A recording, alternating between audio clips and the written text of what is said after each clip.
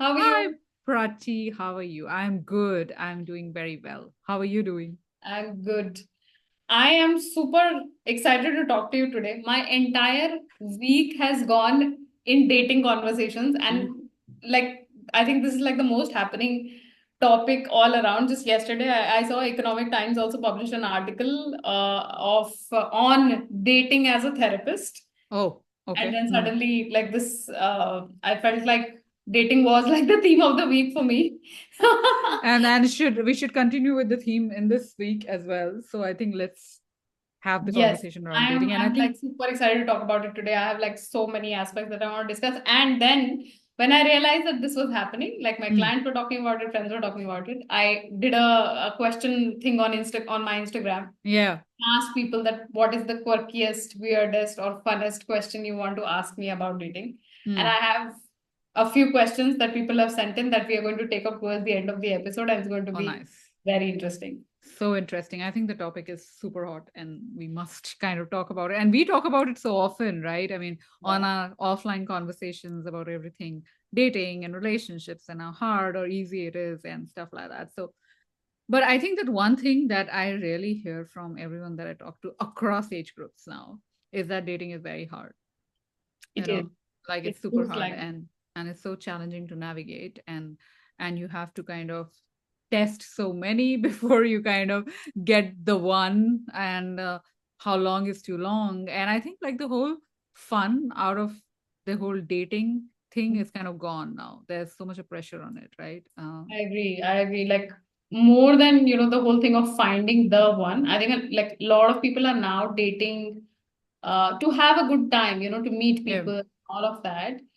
But even then, it has become so loaded. The word date has become so loaded. There is so much pressure involved that I remember, I think when we were in college, probably then we came across this whole concept of dating and all of Yeah. that. It used to be I remember one of my so-called dates with an ex, and I met him recently, and we were kind of reminiscing about it. Hmm. Was at this so I've studied in Delhi University, and there's Yeah. this area near the North Campus called Kamla Nagar. So there used to be a Lakshmi restaurant there, and even though so this guy and I we had like a common group of friends and we used to hang out with all the friends all the time, and therefore it was very difficult for us to find time away to spend like just With two of each us. other. Yeah. Yeah. So one day we decided that we are going to leave the house at separate times and, and meet up at that spot and have a dosa. Can you believe Yeah. it? Today, if you tell somebody that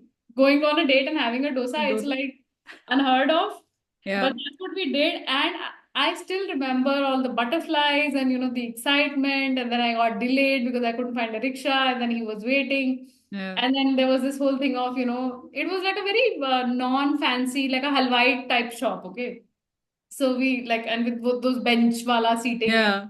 we did that. We had the dosa, and then we were having this conversation on should we tip or should we not tip. And then we took a walk back to where Yeah. to stay. And this is like one of the fondest or the earliest memories also I have of like a date. Yeah. There was And like I no don't pressure. remember being stressed about it at all. Yeah, Uh, exactly. Maybe somebody today would argue that okay, you were meeting somebody you already knew or like were in a Hmm. relationship with, and now people meet strangers, like Yeah. or maybe somebody you've chatted with on a dating app. Hmm. So I think the dating app is also something that we must talk about because I Yeah, think yeah. that has completely changed The the whole game or landscape. landscape of, yeah, it's made it like a game, right? I mean, it almost sounds like that with kind of, so many options and so easy to just kind of reject someone or get attracted towards someone, go in with all those expectations and then suddenly realize there's not, and then the disappointment that follows.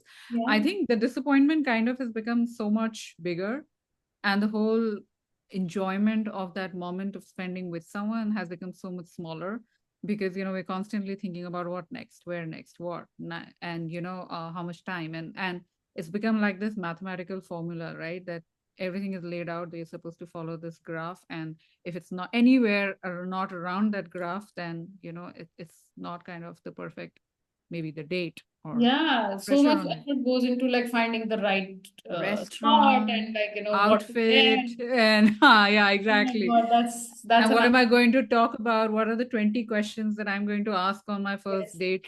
I mean, and all of those things, and there's so much information available. Really, and I agree. Some of the best dates in life has been very, very simple. It's just kind of meeting someone and having a great conversation. I think more than anything else, where you don't have an agenda in your mind. You're just kind of just being honest and sharing about the simplest of the things, not things that can end or break, or relationships even for that matter. And having the simple thing, eating somewhere just like that, and just being open to the idea of wanting to know someone better. I Yeah, think. I think eating used to be like, if I remember our time, the food used to be the last thing on the agenda, right? The main Yeah. thing used to be, oh, we get to spend time, we get to Mm, sit close to each other or, yeah. across each other and talk Yeah. and Yeah. all of that. But today, like the place has to be Instagrammable, the food has to be Instagrammable. Then there's Mm. like at least 15-20 minutes spent just taking pictures so that I don't know whether I'm going to meet this Me too person again, much. but I'm definitely going to get some good pictures out of this damn date. Exactly. Everything is so, and I think also with the whole cell phones and things like that, when you would otherwise go on a date, you would be just focused on that person. Like that would be the Yeah, point of focus, is the person and who he or she is, and not really your phone, or getting eager to, as soon as you get out of the date, messaging five of your friends, oh, it was horrible or terrible, or this was, what do you think, and getting all the opinions. So you really had the time to soak in that experience fully, and again, mindfully being there. We didn't have an option at that point in time. Today, the moment it gets boring, you start looking at your phone. You want to go to the washroom, look at your phone, text someone. There's just like constant stimulation. If not entertained, then oh my god, this was a terrible date, and that kind of takes the fun away from it very easily. It kind of breaks in the flow of the conversation as well. Yeah. absolutely. Do you have any fun date memories? Oh, a lot of them, and I think most of them have been just very simple things, right? I mean, just kind of going out to maybe like a marine drive and taking, which is in Bombay, and just taking a walk on Marine Drive, no agenda, and having that chai from that little tapri, we call it, like, that cutting chai, and we have get it in these small cups, Yeah. and just having that, and maybe sitting in the rain, and just having the chai, or going on like a simple drive, just out there, and no agenda, no destination, just driving around, having a great conversation. I think Yeah. those are one of the best memories that I could think about, and didn't involve really having too much pressure in my head. Oh my God, is this the guy? Is this the one? Like all of those things. Yeah, not really Yeah, like I that. think I don't know, like we probably didn't think so much about like the one and all. Yes, I agree that I think every relationship, if I think about mine, like I've gone into, I've also like everyone else thought, oh, this is the one. And then obviously then it doesn't turn out to be the one. Conviction is really strong. But Yes, I think always. the whole dating thing wasn't so loaded at that point of time. Yeah. It was just quite light and easy, and I can totally imagine how challenging it has become Mm. now for people, especially I think the COVID period like really Changed it. Yeah. played Yeah. a role. And what I also noticed was like a lot of clients who came to me during and after the COVID phase, Mm. a lot of them experienced instances where they met people on maybe one of the dating apps and got like Mm. really close in terms of chatting and sharing and all of that. But as soon as like the lockdowns were over and life was returning to normal, they were ghosted. Yeah. They just, and they could not wrap their heads around it. There were so many women who were so heartbroken because they were like, okay, I could not believe my luck that here I go and find someone during a lockdown who like just seems this soulmate of mine, and we are Yeah. sharing so much closeness and so much intimacy, and we are telling each other things we've never told another person. And then lockdown was over, and then life was coming back to normal. And now this guy doesn't reply to my text. He's blocked me, or he's like, Mm. unmatched me from the profile. And I never expected that to happen. Yeah. That I think disillusioned a lot of people. Yeah, it did. And I think again boils down to the same thing. In COVID, we had lesser number of distractions. So as to say, in terms of work, and work was on a pause, normal life was on a pause, and that want for someone to fill in that space, and the time that people had in hand to kind of put into this whole process, which kind of changed once things opened up and think people got busy and they were figuring out the new way of life. And to then be able to invest something like this. I'm not saying it's right or wrong, but it really boils down to what we call as, the distractions and the FOMO that we have around this, right? I mean, we feel that there are so many options, and every time you open an Instagram, all that you see is pretty faces, pretty people, Mhm. and with beautiful lives, and you think that, Yeah. am I settling for less? you know Yeah. so Oh my God, we that's a big one. constantly want to kind of look at other people and just want, maybe I could get that, maybe I could get that, maybe I could get that, which means that you're already demeaning what you have and not valuing it. And I think for any dating or relationship to go to the next level, the value is so crucial. Like we always say, love is a choice that you have to make over and over and over again, right? I mean, it's not a one time thing that I fell in love and I'm going to stay in love. It's a choice that you got to make over and over again. And people don't want to do that anymore because they always are looking at the next shiny object syndrome that we Yeah. say, right? It's the shiny person syndrome. And then you realize that you're left nowhere and constantly comparing. How would it kind of take you there?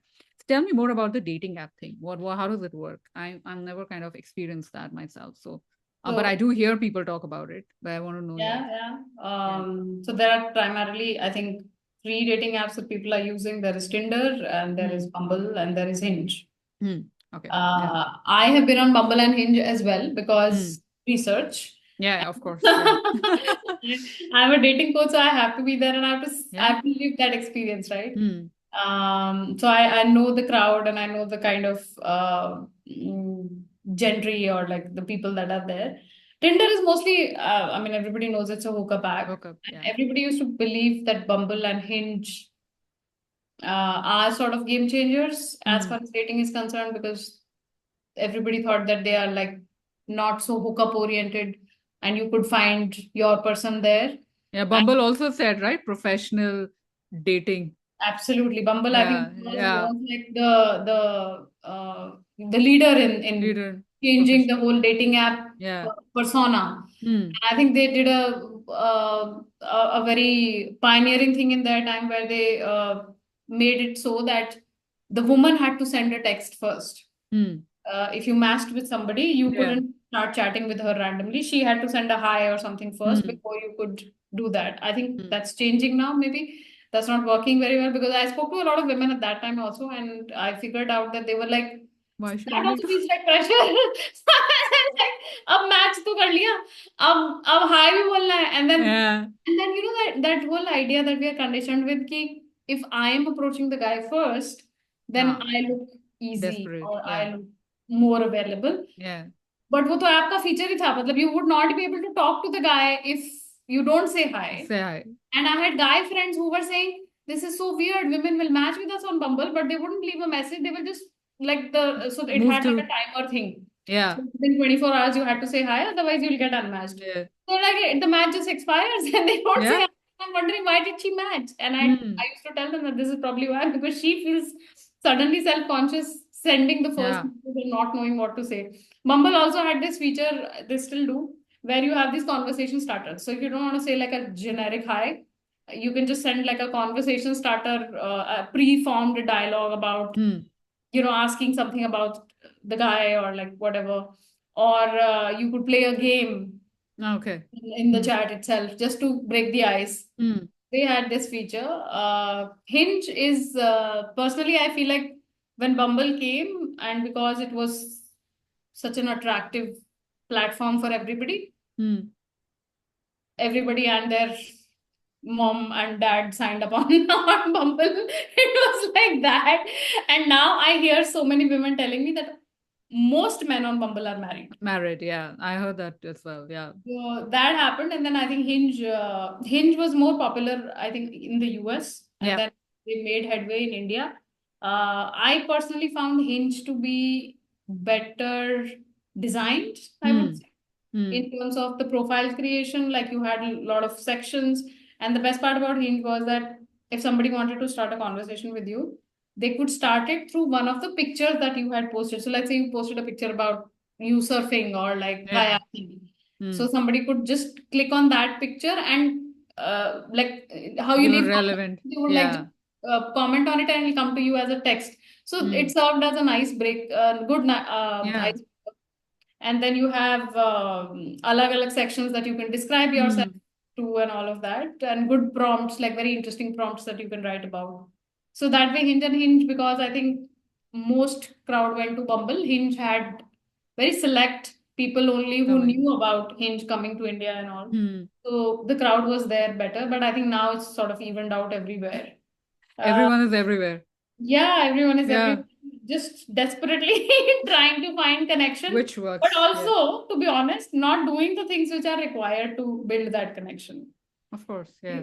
But it's just become this endless cycle of conversations, inane conversations, same Hmm. things over and over again, and then you become so saturated that after like maybe 2 days, if something absolutely earth moving is not happening, then you just start unmatching people. Yeah. There Yeah. is hardly there's so much of dating app saturation that you don't have the patience left to actually stick with somebody, or Hmm. people are just taking offense on like the slightest thing without taking the time to say, okay, what did you mean by that? Hmm. Quick judgments, just like left right swiping, Hmm. and on a whim, right? Like Yeah. if I don't, if I'm having a conversation and in the middle of the conversation, if one thing I did not find goes according to my this thing, I can straight away unmatch without giving Yeah. an explanation. And Explanation. people are ghosting left, right, and center. Yeah. Men and women both. Both.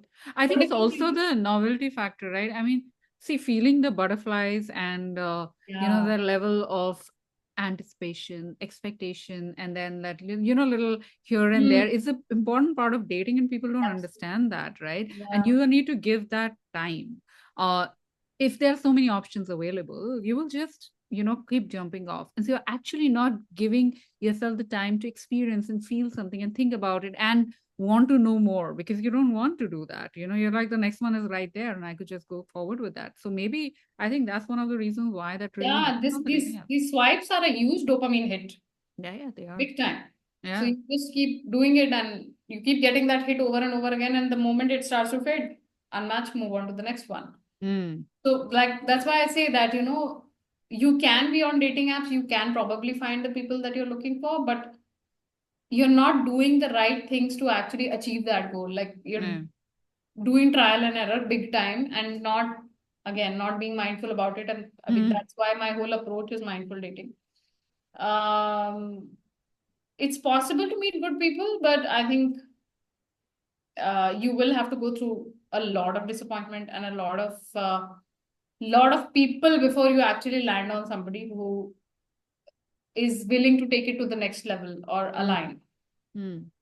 So yeah, And what changes that? I mean, what is like the ray of hope, in terms of what do you think is the ray of hope I for? think becoming more clear on what is it that you want, what is it that you are willing to take the time to explore. Mm. If you want something, you have to take the time to dig it, Yeah. right? It cannot, nobody will show you all their facets in 2 days. Exactly. It's not going to served on a platter, right? I mean, they're not Yeah, custom made. it's not going to be served on a platter, and everybody has different levels that they open up to in the first Yeah. week, all of that. And we Yeah. don't know what anyone is going through, right? Mm. But what somebody might do is if they've had a lot of trauma in their past or something, they will have that thought process, okay, I need to check if this guy can take it. Mm. And then Okay, push it. he can handle me at my worst. And then they will just dump Yeah. everything in the first second. This thing, to be very honest, I think this is the worst kind of disrespect you can do to yourself and your past. Mm. If you're dumping it on somebody quickly without giving them a chance to prove that they have the bandwidth to handle How it, did it? Yeah. then forget about the other person. You are disrespecting your own past. Of course. Your story deserves to be heard by someone who can honor it. Mm. But if you don't take the time to check for that, if you Yeah. are not patient about it, if you're not pacing it, Mm. then you're dishonoring your own past, your Yeah. own hurt and your own pain, and you are going to be disappointed. Yeah. And I think it's also the fact that Today the word dating is kind of so loosely used. That Yeah. people don't understand that there's a huge difference between dating and a relationship. Oh, There are yes. two different stages in being with someone. Dating is exploratory, and you're trying to And then figure there are each so other out. many labels, right? Exactly. Huh. Serious dating and I casual dating and situationship situationship and and this, that, and all that, and somewhere in between. And that's what I mean. All of these are kind of labels, and a relationship is something different when there's a higher level of commitment. There is some yeah, sense of exclusivity or whatever communication yeah, around that yeah, that is there, and there's a level of seriousness about it. And dating is to explore. So if you're going to take the exploration out of dating and put the burden that you or open it to what you call as a relationship, which is a lot more work, then it's going to feel like, oh my god, now what? And there's a time period as well. Two mm, meetings, three meetings, five meetings. You can't dump your stuff on someone. They're not ready. You could explore things on how they deal with different people or how they deal with different situations. Ask them about them, but it's exploration. It's not, you can't expect them to suddenly come and take over everything in your life and mere sare gum bhula dega types. That's not going to happen, right? I mean, that's not how it yeah. works. It And takes, I think another thing that I notice is that when people go on dates, when they actually meet someone, or even when they're talking to somebody, the major focus is he or she going to like me? yeah. So, because it becomes so self-oriented, you are so focused on doing the things that you think they will like that you Hmm. don't take the time to actually explore whether you like them or not. Exactly. Yeah. And then it's only later that you start to discover, oh, but then I don't like this about this person. But you don't take Yeah. that time in the beginning. You just are so, tunnel visioned by the fact that I should be liked. Like this guy or this girl should go home at the end of the day and say, oh, wow, Wow. who did What I a meet? meat. But did Yeah. you take the time to actually see, did you like the person? Because why are you wasting time, resources, energy in impressing people that you don't even like? Like, exactly. And That that is, in fact, I was once saying that's, in fact, one of the most Googled question. How do I know if he or she likes me after a date? I mean, on yeah. something on disorder in terms of, how do I know whether I am liked? Maybe you're not caring about whether you like that person or no. And then what happens Exactly. once you The know question that the has to person be, how do I know I like the like person that enough to take this forward? exactly. Yeah. And Right? then when the person says, oh, I really like you and I'm probably in love with you because of, this whole dreamy Mm-hmm. thing that you have created about yourself, Yeah. then you're like, oh, but I'm not ready. I don't want this. No, I'm not ready. And then you start your exploration process of Yeah. dating actually And there then you when the wasted person's all ready. that time and energy by Yeah. that, right? Like that. That's exactly what I say that is happening with the trial and error in dating. That's Hmm. exactly what is happening.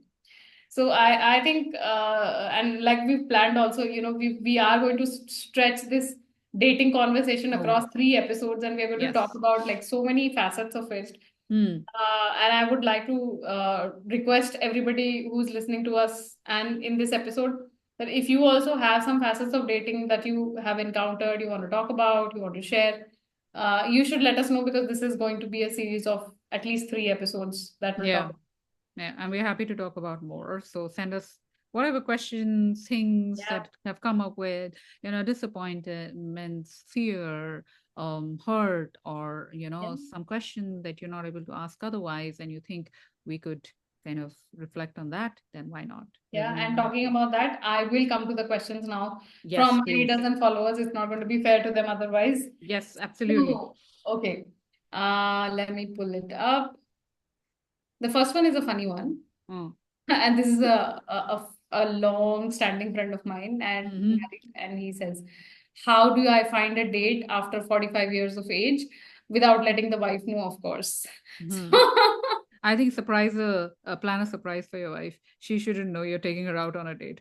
Just take her out on the date. Totally. But I'm gonna say sorry, buddy. Unless you are ready to have a transparent conversation about with your wife about an open relationship, which also happens to be one of my specialty areas in Yeah. couples coaching, I can't help you there. You are on your own. I'm Yeah, not going to absolutely. find a date You're without your only allowed to take your wife on that date. Just get her in the car and don't tell her and just surprise her with a nice date. That's a good Okay. one. I like that. I hope he hears this. I will make him hear. Please do. Right. And okay, so this next one comes from somebody who's in a long-term relationship, and she says, Hmm. how to deal with disappointments when everything is not perfect. Hmm. And if perfect is what you're looking for, then dating an AI avatar probably would be a better option. Yeah, exactly. I'm telling Yeah. you, don't look for perfect. Just don't do that. Hmm. Look for alignment. Hmm. There is no perfect fit. There is alignment. The greater the alignment, the more satisfaction you have in the relationship. Yes, everyone has a checklist, but honestly, we've become so confined to these checklists that we are not willing to open the space or our minds to other possibilities. Sometimes what you think you want may not be what you need, and you have to stay open for something to come along which may be different than what you expected, but it may actually turn out to be what you need. Hmm. But additionally, I know that this person is in a long-term relationship, and I'm guessing that this question might also be coming from talking about the disappointment that comes from expecting something from their partner when it comes to planning and then ending up getting something different. Hmm. And if that is the case, if that's why you've asked this question, I will ask you a counter question and say, can you make an effort to communicate exactly the kind of plans you would want them to make? A lot of people, especially I notice this with women, they think that बोल के करवाया तो क्या करवाया, Hmm. you No, know, no, but that. you There's should also the know. concept of man brain, which is always given to us. Now we don't understand how it is. So, You should know what I need and what I want. hmm. Sometimes this happens with men also. Hmm. But trust me, this thought process is actually the result of a very faulty cognitive belief system that expects your partner to be a mind reader Hmm. and creates a sort of a disappointing self-fulfilling prophecy for you when they don't. Because then you're like, oh, see, I knew it. I knew he wouldn't know what I want. I knew he would do the wrong thing or he would Hmm. get me the wrong gift. Uh, Honestly, nobody is a mind reader, and there's no expectation to be a mind reader. There need not be. A relationship gets deeper when two people take the time and effort to teach each other what they need. It's Hmm. like programming a new device. Yeah. You have to first input the right instructions to get the output that you are expecting. You are two people who've grown up in like a completely different environment. You are two completely different individuals. How is it possible that you will have telepathy or like mind reading between the two of them? Honestly, this is a myth propagated by fairy tales, and there's no Soulmate and all excitement that. there. Yeah. Imagine like your partner just like intuiting everything, preempting everything is going to be so boring. Nope. Nope.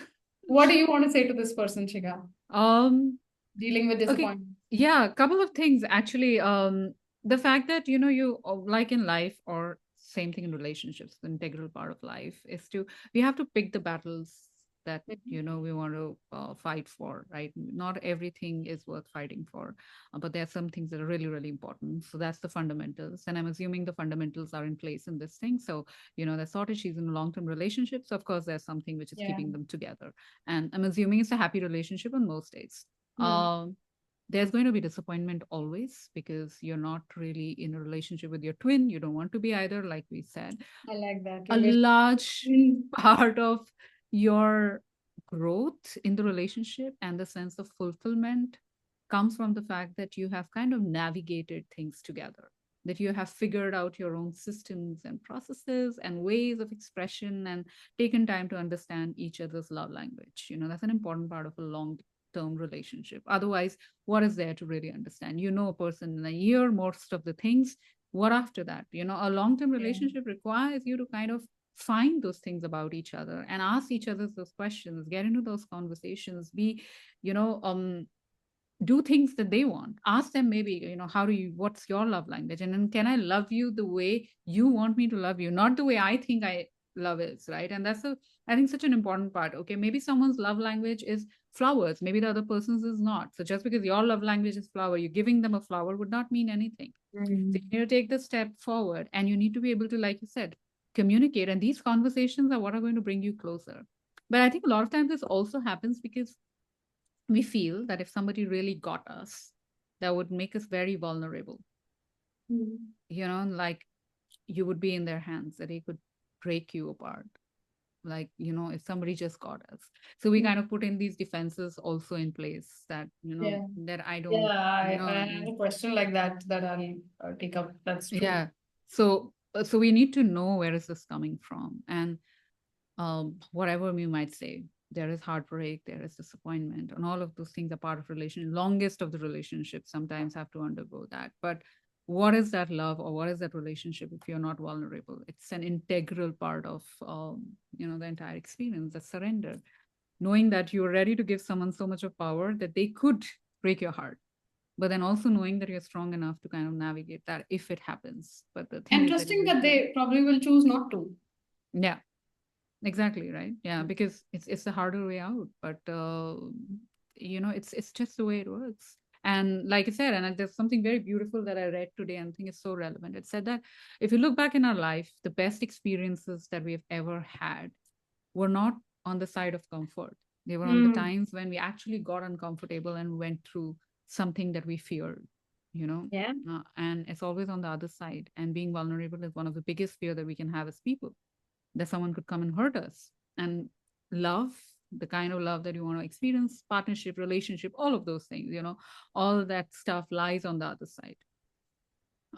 So there are certain things that we have to overcome and give the other person a chance, because otherwise we'll never know. There's so much difference in watching a game from the stands and then actually playing it. Exactly. Yeah, exactly. Right. Yeah. So you're in the game, so you have to give it your Yeah. all, still protecting yourself, not at the cost of, compromising yourself, but definitely giving the person a chance to like know whether yes or no happens or doesn't happen. And on that note, like protecting yourself as an extension to what I was just saying, that you have to let them know what you want. Mm, Actually, the protection part is not before you tell them.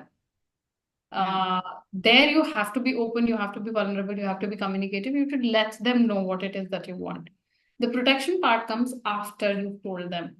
After you've told them a couple of times what it is that you need, pay attention to what happens after that. Yeah. If well, I will put a disclaimer here that the telling has to happen without shaming, without judgment, without mixed signals, without passive aggressive Mm, communication. A very assertive, clear communication mm, about, hey, I would like this, or instead of, if you knew me better, you would have known what I would like.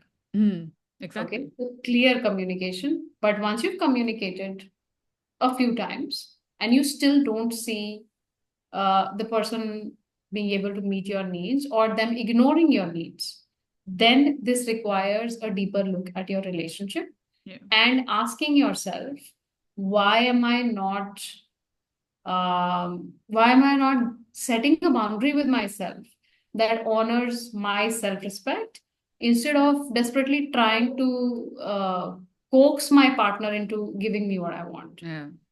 And what's keeping me here then? So that Okay. is something that you need to ask and probably examine later. So the Yeah. protection comes after Later. you've communicated, Mm. not by holding back communication. Yeah, exactly. And then thinking that, and if on one time, two time you tell them, and you tell them very clearly how important it is, and they do something, so you don't go and demean it or think that, oh, but I wanted it like that, I didn't see the effort. I mean, it takes time for a person to kind of change their ways and come around. If they're trying to do that for you, I think you should give them some credit on the action. It gets better with time, like again said, everything builds up, right? So Yeah, definitely. Crediting the effort definitely is important, because crediting the effort makes it more likely that more effort will come afterwards. yeah, But shaming the effort makes it less likely that more effort will come. The will come. person will probably stop doing whatever they are already doing. Yeah. Now, that doesn't mean that you